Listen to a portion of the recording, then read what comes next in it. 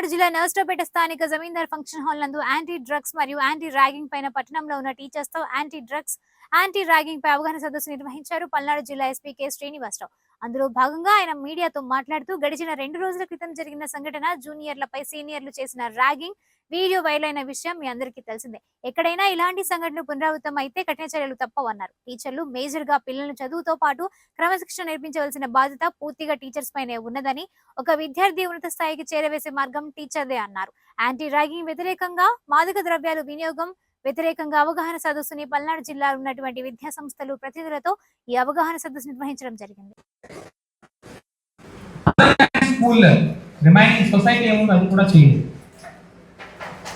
So maximum responsibility on the shoulders of teachers only.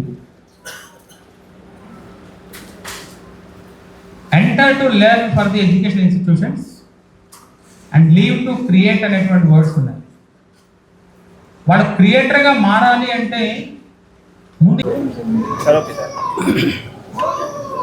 ర్యాగింగ్కి వ్యతిరేకంగా మరియు మాదక ద్రవ్యాల వినియోగంకి వ్యతిరేకంగా ఒక అవగాహన సదస్సుని పల్నాడు జిల్లాలో ఉన్నటువంటి అన్ని విద్యా సంస్థలకు సంబంధించి విద్యా సంస్థల నుంచి రిప్రజెంటేటివ్స్ రావడం జరిగింది. వాళ్ళతో ఈరోజు ఈ అవగాహన సదస్సును కండక్ట్ చేయడం జరిగింది. ప్రతి కాలేజ్ నుంచి కూడా పూర్తిగా ఈ అంశం మీద వాళ్ళని సపోర్ట్ చేయమని అడగడం జరుగుతుంది. అట్లాగే యాంటీ ర్యాగింగ్ కమిటీస్ని పెట్టాలని చెప్తున్నాము. అలాగే ఈ మాదక ద్రవ్య వినియోగం ఎక్కడైనా జరిగినా వాటిని గమనించడానికి కూడా సేమ్ యాంటీ ర్యాగింగ్ కమిటీస్ ఎలాగ ఉన్నాయో అలాగే యాంటీ డ్రగ్స్ సంబంధించి కూడా ఒక కమిటీని ఫామ్ చేయమని చెప్పడం జరిగింది. ఇటువంటివి ఎక్కడ ఏమున్నా కూడా ఇమ్మీడియట్గా మాకు ఇన్ఫర్మేషన్ ఇవ్వమని అడుగుతున్నాము. వాటి పట్ల ఇమ్మీడియట్గా మేము రెస్పాండ్ అవుతామని కూడా చెప్పడం జరిగింది.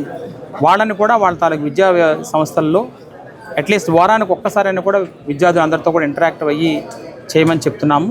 అలాగే పేరెంట్ టీచర్స్ అసోసియేషన్స్ ఏమైనా కండక్ట్ చేసిన వాటిలో కూడా దీన్ని మాట్లాడమని చెప్తున్నాము.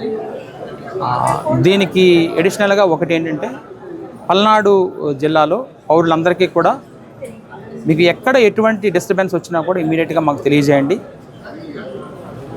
సంఘ వ్యతిరేకంగా ఎవరైనా ఏ పనులు చేసినా కూడా ఖచ్చితంగా తీవ్రమైన చర్యలు అయితే తీసుకుంటాము.